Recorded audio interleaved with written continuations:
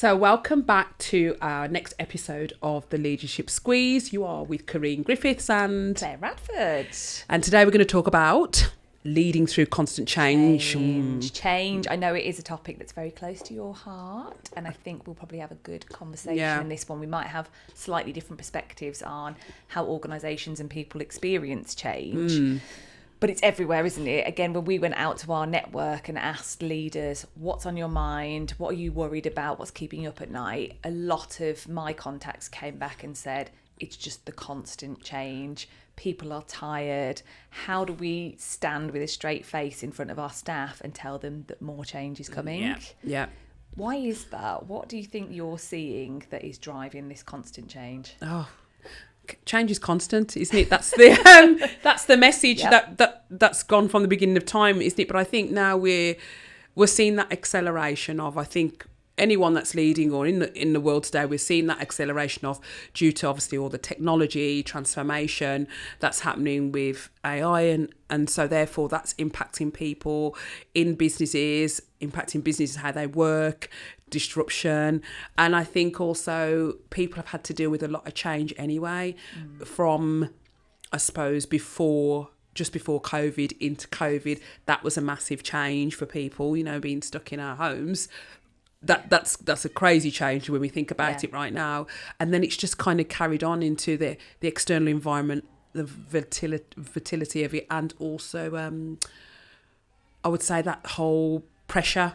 So I think now what I'm seeing is that whole where we're having to reorg regularly or do restructures regularly, all these types of things, where it used to be like we do a reorg and then for a while we'll leave it. And now, it was that stability of like 3 years or 5 years, but it's just not like that now. No, now it seems to go from one change to the next.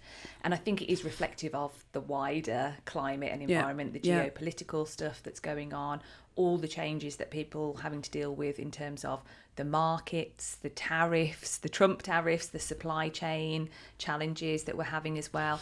And so businesses are having to constantly respond and react to these changes that they are not in control of. Yeah. And as we know, when we feel that change is being done to us and it's not in our control, that's when we start to get the negative emotions that come through related to change. Yeah. Okay.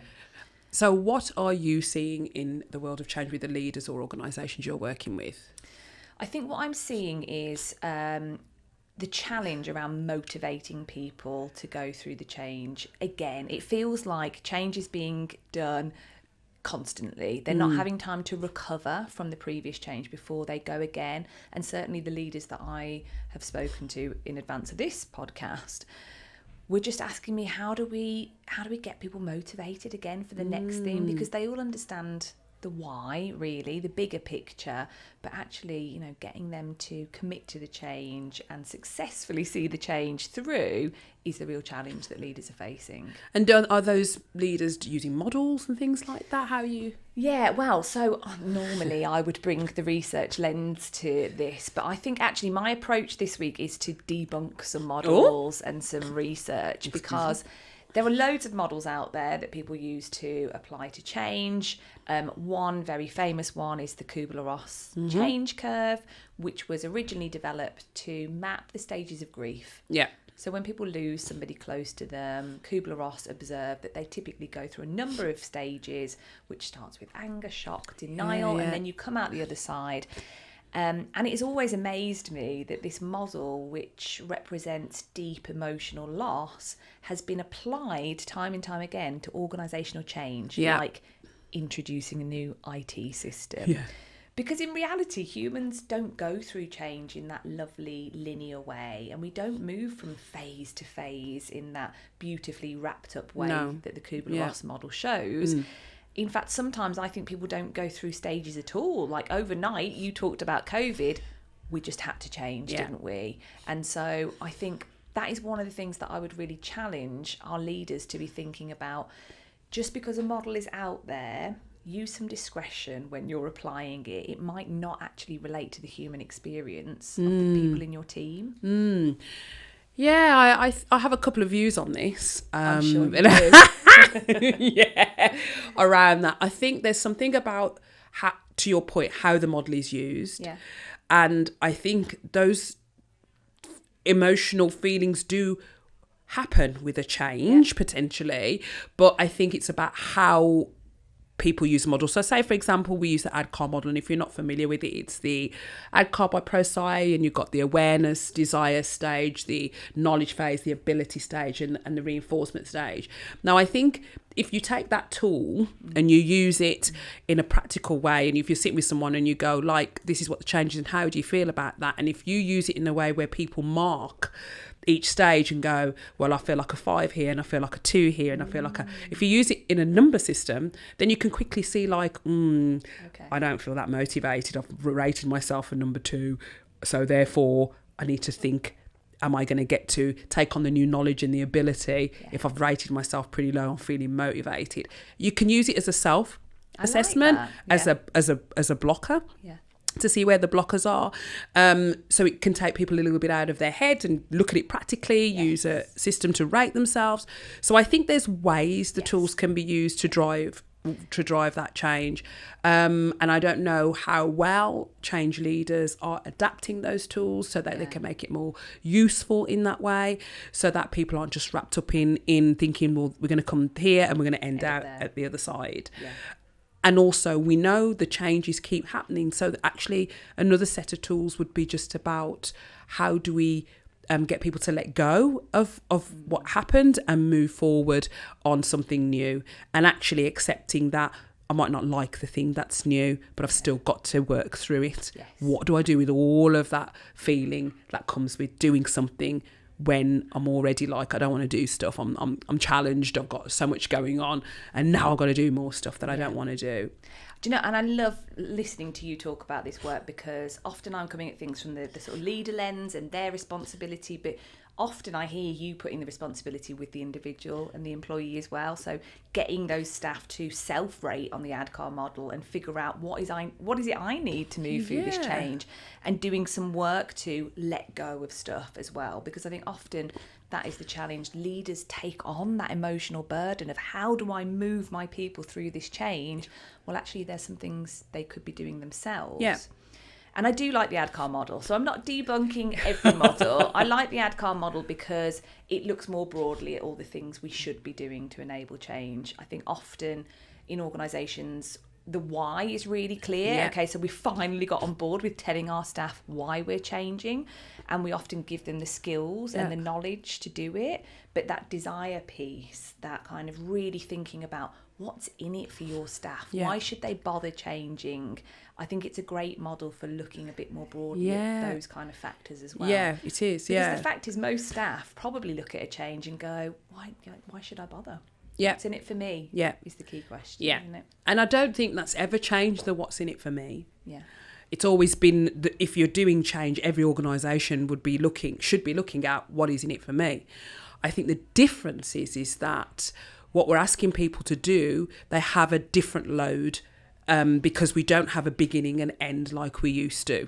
We don't have just this burning platform, big change, end. We have a burning platform, big change, another burning platform, big change, and another. So now it's just a cycle. And so if we are built for survival and trying to preserve energy, we're looking for the shortcuts in how we work to get to the quickest results. And then when someone's asking you to do something different, naturally there's an emotional load that comes with that. So it's more around, there's a different load that people are carrying across the piece. And it's like, what do we do with that emotional load? As we're asking people to burning platform or change, burning platform, change. But we're not machines. We have machines, but we're not machines. It does make me think of another almost, not theory, but this belief that I would debunk around change, which is that I hear all the time, change is hard, change is messy, change is difficult, and there's this belief that something like 70% of change initiatives always fail. And whenever I hear that, I think, well, that is just a cop-out, because actually, as human beings, we are built for change. We are so adaptable. We are wired for change. And you put us into some really difficult conditions, and you'll see that humans can very quickly adapt. So I often think that, just having this banner of change is really difficult is a bit of a cop-out, because what we're not thinking about is actually, if change is done well, we know that human beings can adapt. So perhaps there's a bit of a reframe in there as well. You know, it's not that this change coming down the line has to be a threat and has to be really difficult. Could we reframe it and also talk about, you've changed in the past and it all went well, and here were the positives, and maybe celebrate the changes that have gone well? Yeah, absolutely. I don't think organisations are that brilliant at celebrating what they've done before, and the they talk about lessons learned, don't they? And then the lessons just like, okay, we did that, and then we're on to another thing. So I think what we don't maybe do is go, this is the cost of the change. Right? Because it's great to go to the positives, but we need to tap into, well, what's the cost of this change? This is what it's going to cost us. Okay. This is not monetary, but actually could be physically, could be mentally, could be, performance wise, and our workload's going to go up for the cost of change. Yeah. That's what it means. Okay. And the reality. Yeah. So I think that it's being honest as well, about what it's going to cost, so people can go away and know, well, this could be difficult, but now I know it's difficult. What do I do? What are the tools I need? How are you going to help me then if it's going to be difficult to the leader? So I think it's for me, that observation of, absolutely, we should be playing back good change when it's change been successful. How we don't hear that enough. No. When is it been successful? We've delivered this new system and this is what it's done, or we've done this merger and acquisition and this is what we've seen. How often are we doing that? Because if we're constantly changing, we have to constantly keep playing that narrative as well, so people remember, because as you know, people forget really quickly and go, oh no, here we go again. Yeah, but look how it's benefited us. This is how it's benefited you. This one didn't, but it benefited the org, everything tied to something in that. We have to do that, don't we? We have to make a proactive effort to bring the positives, because we are wired for threats. Yeah. We're looking sometimes for the negatives. Yeah. And so the role of the leader sometimes is bringing people back to the positives, reminding them of previous success. Yes. Even if they're not feeling it themselves, because often I'm working with leaders who also have doubts about some of the changes, and the return to office debate is one of the biggest changes happening.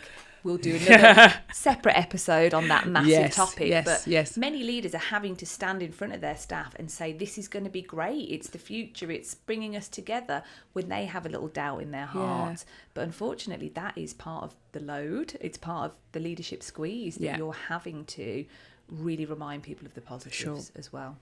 So let's go through, because we always like to have 3 practical tips, don't we? 3 practical ways that we've seen and that we've helped leaders deliver. What is it that they... So go for number 1. Okay, so number 1 for me is, it's an oldie, but it's a goodie, which is coming back to the why. So I think any change or evolution, we have to constantly remind people, why are we doing it? How does it link to our vision and purpose as an organisation? Don't assume that people will know. Yeah. Because it might seem really obvious to you in a leadership position. Of course, this is why we're adopting AI. But to others in the team, it's not so obvious. So, call it out in simple black and white. What are the benefits for the business? What are the benefits for the team? And then I would almost adapt it a little bit by asking your team members to then think for themselves, what is their why? Yeah, good call. And their immediate reaction might be, I don't have any reason to change. This is only going to negatively impact me. But stick with it. And as you've said, just make space for some of those feelings and help them to find the why. What is the one thing that might improve for you if we do carry out this change? Absolutely. I love that one. I'm going to go with this creating certainty. Yes. So I think we have the things are going to change, and wherever possible, this isn't going to change. Yes. This isn't going to change. This is going to be the same wherever we can. Keep playing that back. But this hasn't changed. Yeah. This hasn't changed. This works well, because then it doesn't make people feel like everything's a wasted effort when they've worked on something. Yeah. Nothing worse, working on a lot of work and then it gets thrown out the window because something else has come. So it's really finding those opportunities to play into, this is when it's worked well. Yes. This has worked well. This is great. This is the certainty that we have. This won't change as much as we can. And I'm just thinking about some, ideas or tips around what could that be for leaders. So, things that will always be constant are probably things like the vision and purpose of your organisation, the team culture that you're cultivating and creating that might evolve. You know, there are things that should always remain the same, regardless of what changes are going on around you as well. Absolutely. What have you got down? Anything for you? I can't let an episode go without talking about some of the structures and processes that go alongside organisational change. You know, this is a big one for me. So me and you, we often spend a lot of time with organisations working on the human side of change, the emotional changes, the behavioural shifts that are required. But often the number one reason why change fails is because businesses haven't adapted the systems and processes to the change they're expecting to see. And actually what happens is those systems and processes become a barrier to change. And given that change is hard enough, we have to be making sure that everything is lined up to enable that employee experience. So I'll give you an example of an organisation I'm working with, a very large UK organisation who've recently asked their staff to go back to the office 3 days a week. Not unusual. I know lots of places are doing that. And with the change, they really helped to manage the why. They introduced some new technology. So on paper, it looked like it was a properly managed change. Okay. But very quickly, the staff realised that with this new technology, they were asked to book their seats in the office, to book some desks. They couldn't do group bookings. So teams were split up on different floors, different places. They can't collaborate. They can't have those organic conversations. And suddenly their reason for going back to the office is decimated.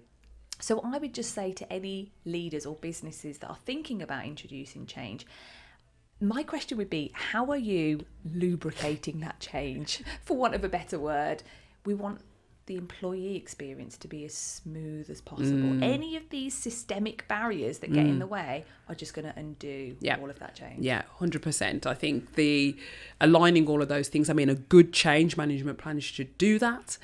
Some don't, or sometimes they think we don't need that and just try and run it through behaviours and a few tweaks here and there.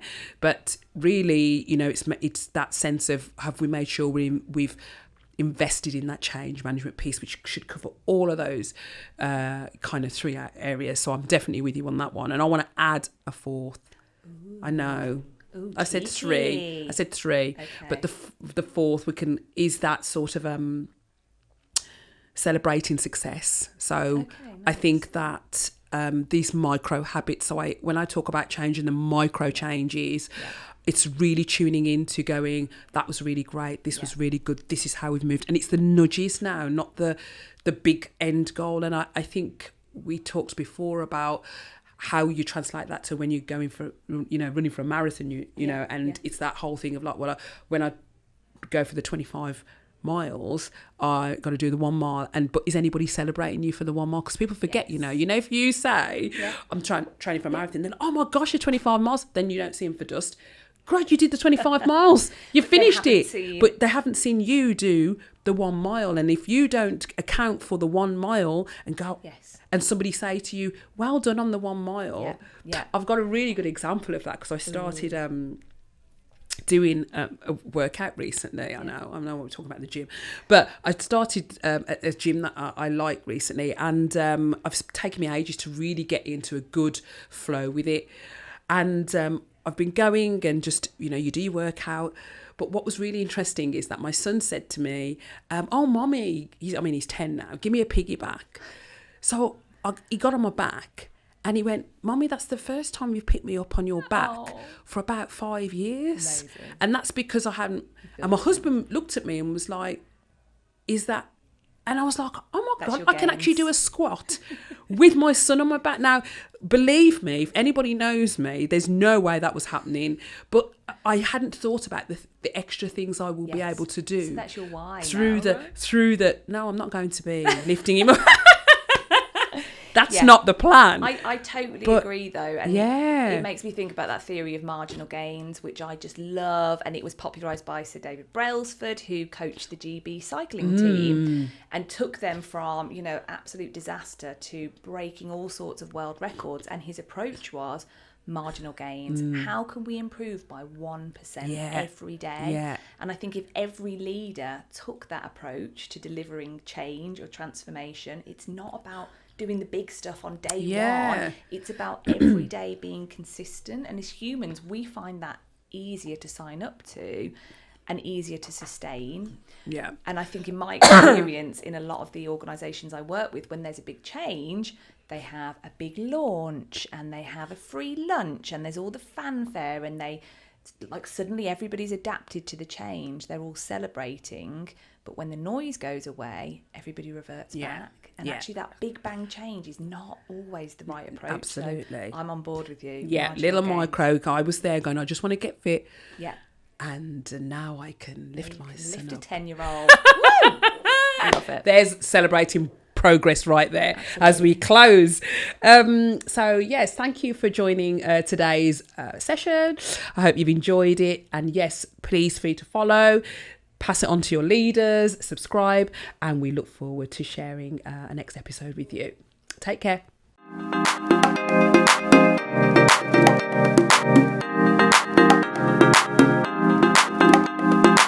No, no, no, no, no, no, no, no, no, no, no, no, no, no, no, no, no,